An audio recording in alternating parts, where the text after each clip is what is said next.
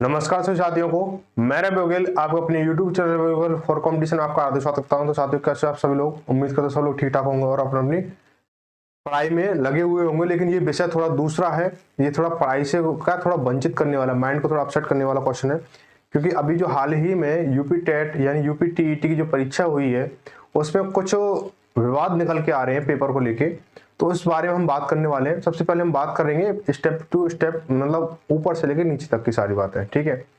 तो बात यह है, कहीं तो बात की जाती है छात्र हित के बारे में, है ना।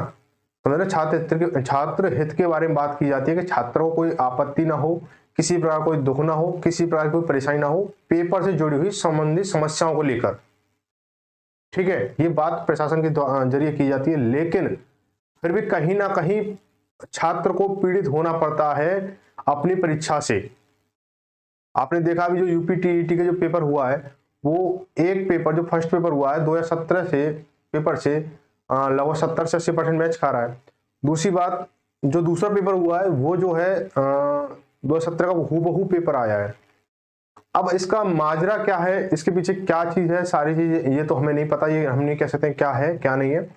कि वही पेपर क्यों दिया गया कि जो यूपी टीईटी के जो इतिहास रहा है अब तक, जब से स्टार्ट हुआ है 2011 से लेके, तो अब तक जो है सबसे जो कहते हैं ना चर्चा में रहने वाला जो पेपर था वो 2017 का था। सबसे ज्यादा विवादित क्वेश्चन थे जिसमें, वो 2017 का था। इसमें पिछली बार 14 क्वेश्चनों पर विवाद हुआ था और जो हाई कोर्ट में गए थे, और कुछ क्वेश्चन सही भी हुए थे और कुछ क्वेश्चनों को एक से अधिक आंसर माने गए थे, 2 या 3 या कह सकते हो, मतलब कुछ और ही माना गया था। इस तरह से क्या है ये हुए। फिर भी ये देखकर जानबूझकर भी फिर क्या है ये पेपर दिया गया जिससे छात्र पीड़ित हों, कुछ ना कुछ मानसिक रूप से कुछ प्रताड़ित हों। तो इस तरह से कुछ ना कुछ इसमें कुछ गड़बड़ सा लगा हमें, तो इसको अवगत कराने के लिए हम लोग आए हैं आपके सामने। तो अभी जो कुछ क्वेश्चन है, आपसे मैंने बताया था कि जो क्वेश्चन है 4 से 5 या 6 नंबर तक आप इसमें एक्स्ट्रा पा सकते हो। तो वो कैसे हैं इसके बारे में बात करेंगे। और सबसे दूसरी बात क्या है, दूसरी बात ये भी है कि इसमें नेक्स्ट अगली बात जो है कि आपको भाई एक मैं बात बताऊं सीधी सी, कि आप अगर एक फर्स्ट पेपर भरते हो तो उसकी फीस है 600 रुपए, ठीक है। दूसरा पेपर भरते हो तो उसकी फीस है 600 रुपए, ठीक है भाई। अब आप ये बताओ, लगभग आधे से लगभग 23 लाख बच्चे कुछ है, उसमें से ज्यादा मतलब मोस्टली बच्चों ने दोनों पेपर भरे थे, यानी एक बच्चे को देना पड़ेगा 1200 रुपए, है ना। अब 1200 रुपए दिए हैं, अब उसके साथ में आपने विवादित पेपर देकर आपने वो चीजें की हैं जो बच्चों के लिए नहीं होनी चाहिए थी, ठीक है। तो आपकी समझ से या आपके विचार से जो भी आपने सोच के पेपर दिया है, ठीक है, जो भी है मंजूर है। लेकिन आपको उसके ऑप्शन तो चेंज करने चाहिए थे जो विवादित थे पहले, और फिर वो रख दिए गए।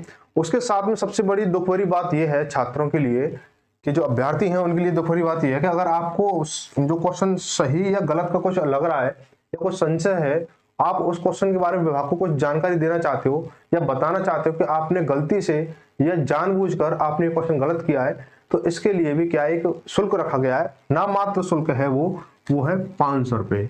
ये जो है नामात्र शुल्क है 500 रुपए, जो कि एक छात्र के लिए बहुत ही हित की बात है ये, कि 500 रुपए वो जो है 1200 रुपए पेपर में खर्च करेगा। और ये क्या पर प्रश्न है, अगर किसी बच्चे के 4 क्वेश्चन गलत हैं, ठीक है, मैं बताऊंगा अभी कितने कितने क्वेश्चन गलत हैं अभी जो मेरे हिसाब से लगे हैं और जो आपके हिसाब से हो वो भी मुझे कमेंट करना। और मैं आपका जो टेलीग्राम ग्रुप की जो लिंक है वो इस वीडियो में डाल दूंगा नीचे डिस्क्रिप्शन में, तो वहां पे आप अपने क्वेश्चन को मतलब डाल सकते हो, ठीक है, जिससे और भी बच्चों को अवगत हो सके कि इन क्वेश्चन में डाउट है, ठीक है।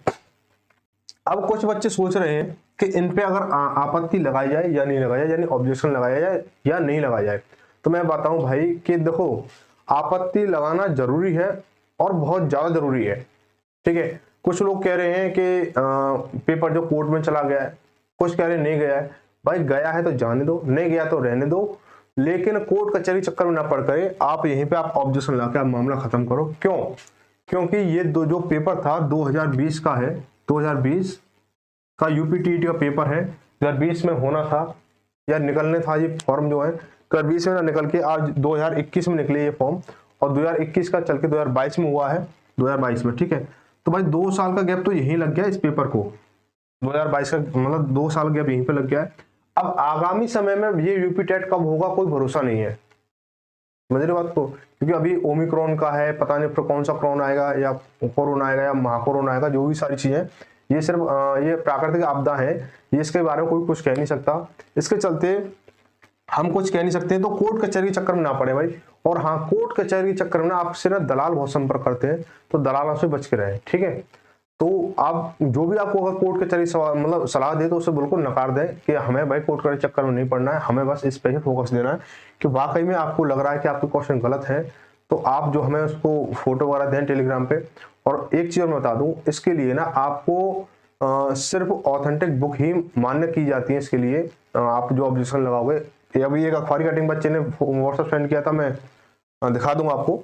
तो उसमें बताया गया था कि आप जो है किसी भी बुक का जब आप ऑब्जेक्शन लगा रहे हैं तो उसमें आप अपना मतलब बुक का राइटर का नाम, पब्लिकेशन का नाम वगैरह करके जो क्वेश्चन नंबर या पेज नंबर उसको लेके हमें डिटेल दें और उसके साथ फोटो वगैरह कुछ दें। तो हालांकि इस चीज को वो नकारते हैं, विभाग पहले से नकारता, अब तक नकारता हुआ आया है कि हमें जो क्वेश्चन चाहिए वो किसी सरकारी किताब या किसी ऑथेंटिक बुक से चाहिए हमें, ठीक है। अब ये तो बात हो गई इसकी कि ऑब्जेक्शन लगाया जाए या नहीं लगाया जाए, ठीक है। और शुल्क के ऊपर थोड़ा बात कर ले, शुल्क के ऊपर बात कर ले। तो अभी हाल ही में यूपीएससी एग्जाम हुआ है, यूपीएससी एग्जाम हुआ, उसमें ऑब्जेक्शन जो लगाने थे उसमें भी निःशुल्क ऑब्जेक्शन थे, ठीक है, निःशुल्क ऑब्जेक्शन थे। हालांकि एसएससी तो थोड़ा बहुत चार्ज करता है पर क्वेश्चन या पर कैंडिडेट के हिसाब से, मुझे पूरी तरह से ध्यान नहीं है किस हिसाब से करता है। तो उसमें जो है 100 रुपये या कुछ ऐसा करके चार्ज करता है पर क्वेश्चन या पर कैंडिडेट जो है। तो लेकिन जो यहाँ पे जो शुल्क रखा गया वो थोड़ा सा नहीं बहुत ज्यादा है उन बच्चों के लिए जो बेरोजगार है। भाई बेरोजगार तो हैं जब तो मतलब एक पात्रता का पेपर दे रहे हैं, ठीक है, पात्रता का पेपर दे रहे हैं जब तो ये कर रहे हैं। अब चलो बात करते हैं, ऑब्जेक्शन तो लगाना पड़ेगा क्योंकि हमें अपनी नैया पार करानी है, ठीक है। अब वो मेरी नजर में कौन कौन से क्वेश्चन है वो मैं बात करूंगा अभी।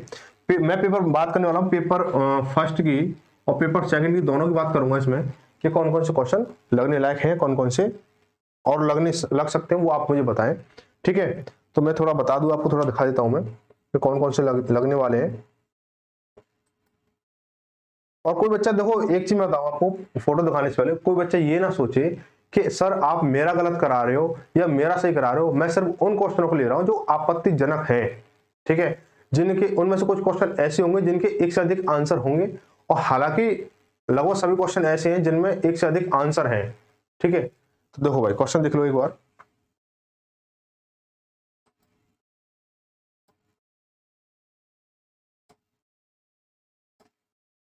देखो एक ये क्वेश्चन है पहले से, देखो ये पीएनबी लिखा हुआ है, ये पीएनपी है, ठीक है, पीएनपी है, बाई मिस्टेक हो गया है।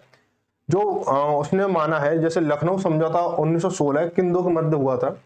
तो इसमें आपको मैं बता दूं, इसमें जो हुआ था वो कांग्रेस व मुस्लिम लीग के साथ में हुआ था और नरम दल व गरम दल दोनों के साथ में हुआ था, ठीक है। नरम दल और गरम दल जो थे 1905 में क्या थोड़ा अलग भटक गए थे आपस में, मतलब कहते हैं मतभेद हो गया था। तो 1916 में लखनऊ में एक समझौता हुआ, तो उसमें समझौते में क्या ये एक साथ हो गए थे, ठीक है। तो यहाँ पे क्या है, यहाँ पे दो ऑप्शन दोनों सही जाते हैं। तो अब जो कांग्रेस करके आए वो अपना कह रहे होंगे भाई हमारा मतलब कांग्रेस वाला गलत करा रहे हो, कांग्रेस और मुस्लिम लीग वाला। और जो भाई नरम दल और गरम दल वाला कह रहे हो तो वो आपस में थोड़ा मतभेद, आपस में मतभेद मत करना भाई। मैं जो भी अभ्यर्थी हैं उनसे ये गुजारिश करूंगा कोई आपस में मतभेद ना करे, सिर्फ अपना ये प्रूफ दे कि मेरा ये सही है। जैसे आपने दोनों में से नरम दल या कांग्रेस वाले में से दोनों में से जो दूसरा या तीसरा जो ऑप्शन है इनमें से कोई भी एक लगाया है और वो आपको गलत बन रहा है, जैसे मान लो गलत तो ये बनेगा नरम दल वाला, तो आप अपना प्रूफ देंगे भाई हमने इस किताब से पढ़ा है ये सही है, ठीक है।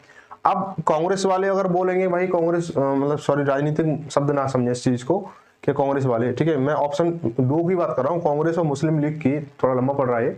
तो इसके लिए अगर बोला जाए तो विभाग को ये करना चाहिए कि इन दोनों इस क्वेश्चन पे कॉमन नंबर सभी को देना चाहिए, ठीक है, कॉमन नंबर सभी को देना चाहिए, या फिर उन बच्चों को नंबर देना चाहिए जो वाकई में इन दोनों दूसरे और तीसरे ऑप्शन में से किसी एक को सही करके आए, ठीक है। चलो आगे बढ़ते अगला क्वेश्चन। अगला क्वेश्चन है पारिस्थितिकी तंत्र के घटक हैं, ये इकोसिस्टम वाला, ये मतलब इसके कौन से घटक हैं इसकी बात की जाए तो जो भर्ती बोर्ड ने माना है जैविक तथा अजैविक पदार्थ, ये हालांकि सही है, सही है। और इसमें क्या है, कुछ बच्चों का संशय ये भी है, बात ये भी है कि उत्पादक, उपभोक्ता व अपघटक भी क्या है, इसके पारिस्थितिक तंत्र के क्या घटक हैं, ये भी ठीक है, घटक है, ये बच्चों का कहना है। और उन्होंने कुछ किताब वगैरह फोटो भी भेजी है मेरे पास में, तो मैं भी इसको मानता हूँ कि ये ऑब्जेक्शन लगाने लायक क्वेश्चन है, क्योंकि अगर मैंने भी खुद पढ़ा है उसमें, बच्चों ने जो फोटो भेजे हैं और काफी मतलब अच्छी किताब है वो, तो जो उसमें लिखा गया मुख्य घटक के रूप में अगर बात की जाए तो मुख्य घटक क्या है, जैविक और अजैविक है। अगर सिर्फ घटक की बात कर रहे हैं तो घटक कहीं ना कहीं ये उत्पादक, उपभोक्ता और अपघटक भी हैं, ठीक है। आगे चलते हैं, जो जो क्वेश्चन मैं बता रहा हूं कि पहले, अभी पेपर पहले की बात हो रही है, तो पेपर पहले 2 क्वेश्चन हो चुके हैं, अभी 1-2 क्वेश्चन और है, मैं सारी चीज बताऊंगा अभी, 1-2 के 5 क्वेश्चन होंगे लगभग इसमें। तीसरा क्वेश्चन, आंख किरकिरी होने का अर्थ है, देखो ये जो अर्थ ये ना, ये पेपर, ये जो क्वेश्चन है पिछली बार कोर्ट में गया था, और जबकि कोर्ट ने क्या है दोनों को सही माना था, फिर भी क्या है विभाग ने दोनों हो मतलब ऐसे एज इट इज ऑप्शनों को उतार के दे दिया है, ताकि बच्चा भ्रमित हो जाए और क्या करे, भ्रमित हो जाने के साथ साथ मतलब कोई ना कोई एक तो गलत करेगा, एक सही करेगा, जैसे भी है। तो इसमें क्या है, कोर्ट ने दोनों ऑप्शनों को सही माना था, अप्रिय लगना और कष्टदायक होना। तो इसमें क्या है, विभाग को कॉमन नंबर देना चाहिए और इस पर ऑब्जेक्शन आपको लगाना भी है, ठीक है।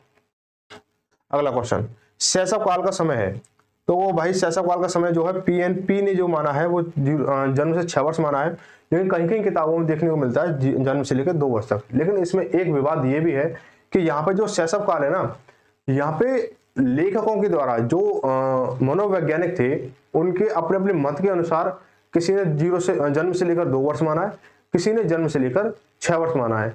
तो इसके साथ में अगर इनको जो है इस क्वेश्चन का आंसर चाहिए था, तो इनको क्या करना चाहिए था, स्पेशल किसी व्यक्ति का या किसी मनोवैज्ञानिक का नाम देना चाहिए था कि हमें भाई इसके अनुसार शैशव काल की अवस्था क्या है या शैशव काल का समय क्या है, तो इसके बारे में बिल्कुल कंफर्म रहता। तो यहाँ पर जो है बच्चों ने अधिकतर जो टिक लगाया है वो जन्म से लेकर 2 वर्ष तक लगाया है, और लेकिन पीएनपी ने जो विभाग ने जो आंसर की में दिया वो जन्म से लेकर 6 वर्ष तक दिया है। तो अब यहाँ पे क्या होगा, बच्चे ये कहेंगे सर हमारा 6 वाला गलत करा रहे हो या फिर 2 वालों का सही करा रहे हो, तो इस पे भी ना विभाग को दोनों का मतलब कॉमन नंबर देना चाहिए, या फिर 2 ऑप्शन सही करने चाहिए, बाकी जो दूसरा और तीसरा जिसने लगाया उसको गलत माने, या फिर पहले और चौथे को जिसने दोनों में से किसी एक को लगाया उसको सही माने, या फिर कॉमन नंबर सभी को दे, ठीक है। क्योंकि गलती विभाग की ओर से हुई है, ऑप्शन ही ऐसे दिए हैं कि मतलब बच्चा कंफ्यूज रहे, और दोनों ही ऑप्शन अपनी जगह पर सही है किसी न किसी रूप के द्वारा, ठीक है। अगर किसी स्पेशल व्यक्ति का नाम दिया गया होता तो कहीं ना कहीं ये एक फिक्स हो जाता, जैसे कहते हैं प्रॉपर नाउन दे दी जाती, तो इससे क्या प्रॉपर क्वेश्चन या प्रॉपर आंसर निकल के आता। आगे बढ़ते अगला क्वेश्चन जो है, अधिगम हेतु निम्न में क्या सर्वाधिक आवश्यक है, निम्न अधिगम हेतु, ठीक है। तो इसमें जो है कुछ बच्चों ने रुचि लगाया है, कुछ बच्चों ने अभिप्रेरणा लगाया है, लेकिन जो पीएनपी है उसने, जो विभाग है उसने दिया परिपक्वता, चौथा ऑप्शन, जो कि बिल्कुल अलग है। परिपक्वता को कहते हैं मैच्योरिटी, मैच्योरिटी से पहले बच्चा क्या सीखने लग जाता है, ठीक है। जो अधिगम होता है, जो अधिगम का अर्थ क्या होता है, सीखना ही होता है। तो जो बच्चा जो होता है वो परिपक्वता मैच्योर होने से पहले सीखने लगता है। तो इसमें ये चौथा ऑप्शन तो नहीं है बिल्कुल भी, तो इस पे तो ऑब्जेक्शन आपको पक्का लगाना है, क्योंकि ये तो बिल्कुल गलत है। और कुछ बच्चों ने रुचि लगाया, कुछ बच्चों ने अभिप्रेरणा लगाया है, लेकिन मैं आपको बता दूं कि ये दोनों ही सही हैं, और दोनों ही मतलब जैसे कहते हैं 50-50 का आप आकलन इसको दे सकते हो कि रुचि भी जरूरी है, अभिप्रेरणा भी जरूरी है, और अभिप्रेरणा जरूरी है, रुचि भी जरूरी है, यानी दोनों एक दूसरे में पूरक है, तो इसको लेके चलें। तो इस पे आपको ऑब्जेक्शन जरूर लगाना है, ठीक है भाई। देखो ये दूसरा क्वेश्चन है, देखो कितने क्वेश्चन हो गए इसके, देखो 1 2 3 4 5 क्वेश्चन हो गए, ठीक है। 5 क्वेश्चन पहले पेपर के, ठीक है, 5 क्वेश्चन। तो मैंने आपको थंबनेल पे बोला था 4 से 5 क्वेश्चन, लेकिन यहाँ पे क्या है, इसको इधर दिख नहीं रहा है तो इधर ले लो, पहले को पेपर के लिए 5 क्वेश्चन, ठीक है। आप 5 पे ऑब्जेक्शन जरूर लगाएं, ठीक है। विभाग ने ये भी बोल रखा है कि अगर आपका क्वेश्चन जो ऑब्जेक्शन जो सही पाए जाते तो आपको पैसे वापस कर दिए जाएंगे, है ना। तो इसको ध्यान रखें कि आप ये ना सोचें कि आपके जो पैसे हैं वो गड्ढे में जाएंगे, गड्ढे में नहीं जाएंगे, सिर्फ सीधा विभाग में जाएंगे, विभाग से वापस अगर आपका क्वेश्चन सही होता है और आपको पता है कि ये सीधे सीधे मतलब फैक्ट वाले क्वेश्चन है, सीधे सीधे आपको मिलेंगे पैसे वापस, ठीक है। अगर आप 2 या 3 नंबर से भी बाहर रह रहे हो तो भी क्या आपका काम हो जाएगा। आगे बढ़ते हैं,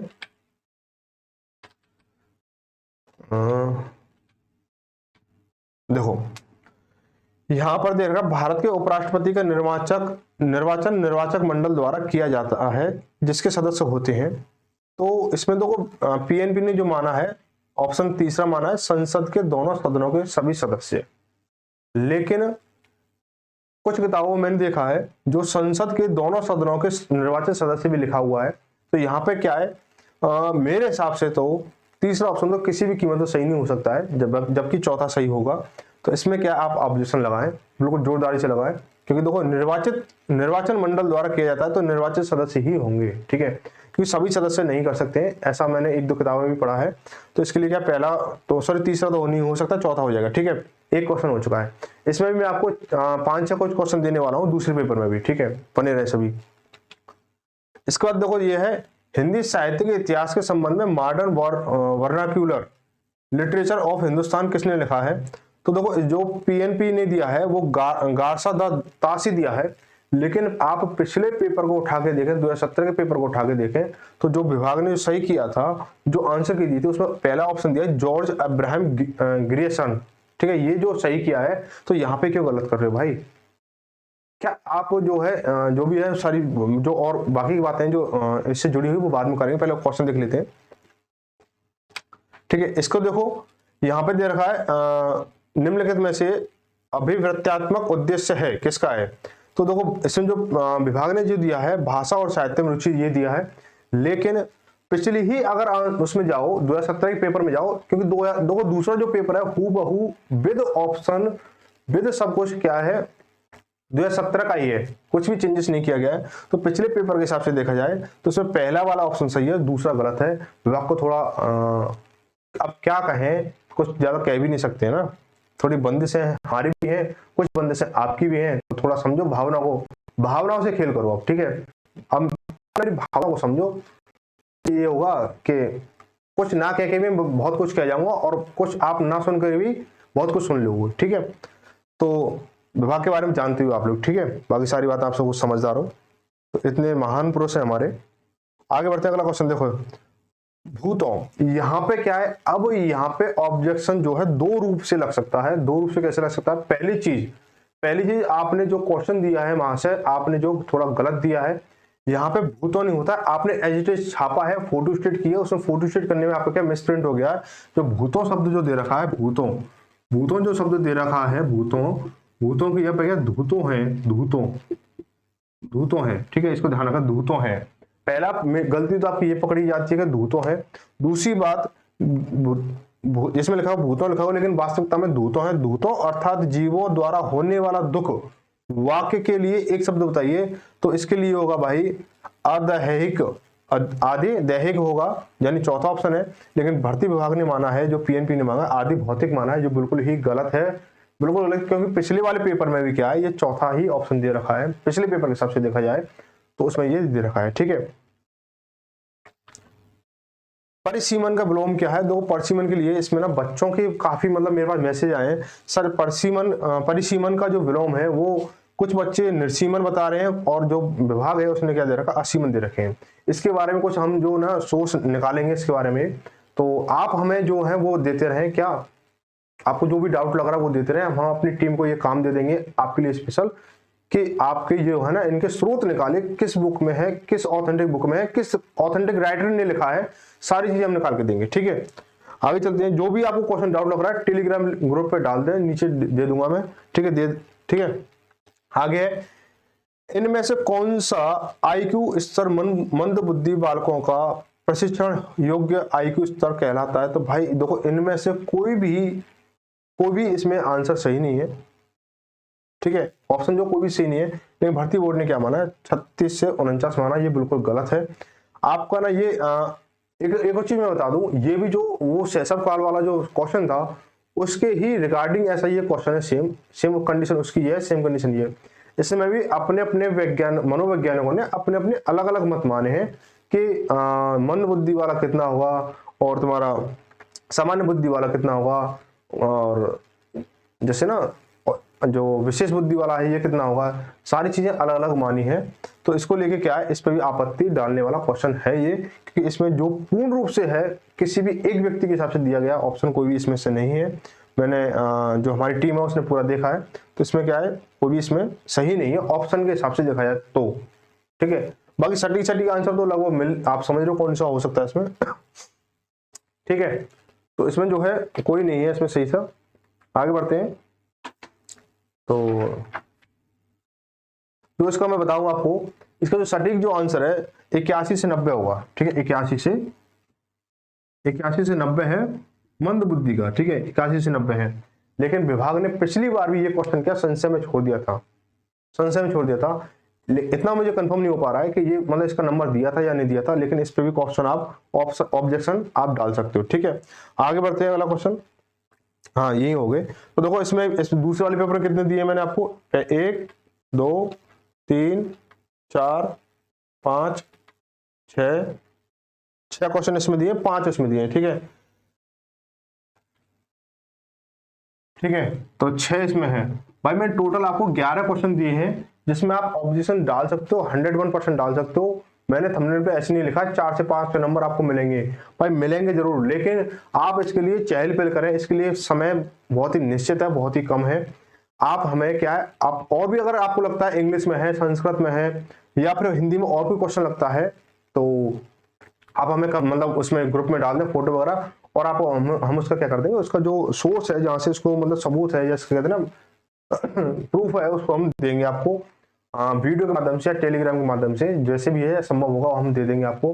लेकिन आप जरूर इतना काम करें कि आपके पास और भी इनके अलावा और भी कोई क्वेश्चन है जो आपको लग रहा है कि ये भर्ती बोर्ड ने, अब तो कुछ अलग ही निकल रहा, माइंड में कुछ और चल रहा है ना बोर्ड के लिए, तो वो शब्द ना जबान पे आ रहे हैं, उन्हें रोक ना हो तो, लेकिन कभी कभी क्या फिसल के आ जाते हैं बाहर, समझो आप इस चीज को। तो आप हमें उनको क्वेश्चनों को दें, जिससे क्या होगा, आपका कुछ ना कुछ बेनिफिट होगा, आप उसमें थोड़ा सक्षम होंगे। कुछ बच्चों के कमेंट आ रहे हैं सर हमें प्रूफ नहीं मिल रहे, एनसीईआरटी है, तो कुछ बुक ऐसी हैं जो एनसीईआरटी है या एससीईआरटी है। बच्चों को यही मतलब नहीं पता कि एनसीईआरटी और एससीईआरटी क्या है। आप एक काम कर लें, एनसीईआरटी जो होती है वो आपको पता है एनसीईआरटी कौन सी होती है, और एससीईआरटी होती है जो यूपी बोर्ड के स्कूल में चलती है। ठीक है, आप उनमें देखें, अगर नहीं फिर भी नहीं मिल रहा है तो आप हमें कमेंट कर दें, तो हम आपको इसके जो प्रूफ है वो हमें दे देंगे। ठीक है आपको, ठीक है। चलो भाई अब तक इतना ही, और जैसे भी कुछ और सूचना होगी या कुछ और बदलाव होंगे वो हम आपको डेट टू डेट देते रहेंगे। और हो सकता है कल मैं आपको इन सभी के प्रूफ भी दूंगा। ठीक है, कल सुबह दूं या शाम को दूं, जैसा भी संभव होगा मैं आपको दे दूंगा। टीम हमारी काम में जुटी हुई है, क्योंकि ये क्वेश्चन ना किसी एक किताब से नहीं है, अलग अलग सब्जेक्ट से, अलग अलग किताबों से है, और न जाने कितनी किताबें छाननी पड़ेंगी इन लोगों को, जो हमारी टीम के जो सदस्य हैं। तो आपको थोड़ा अंदाजा कि ये जो समय है आज का, अभी जो समय है वो लगभग कितना हो रहा है, 12:30 बज रहे हैं अभी, इस समय रात के 12:30 बज रहे हैं, और डेट तो वो हो गई 29 डेट हो गई, सीधी सी बात है। ठीक है, 28 तारीख में रिकॉर्ड करना स्टार्ट किया था, तो 12:30 हो गए। ठीक है, तो चलो भाई, तो बिल्कुल ध्यान रखें इस चीज का, बिल्कुल, और वीडियो ज्यादा शेयर करें सभी। ठीक है, क्योंकि मैं लास्ट में बोलता हूँ शेयर करने के लिए, आप बोलते हो उसके बाद में नहीं बोलते, उसमें सारी क्या बेकार की बातें, शेयर करना नहीं करना, आपको जो करना है वो कर लोगे। ठीक है, लेकिन आप ना आपत्ति जरूर लगाएं। चलो भाई, ठीक है भाई, तो मिलते हैं अगली वीडियो सभी को, तब तक सभी को धन्यवाद, जय भारत, जय हिंद, सभी को गुड नाइट, टेक केयर सभी को। ठीक है।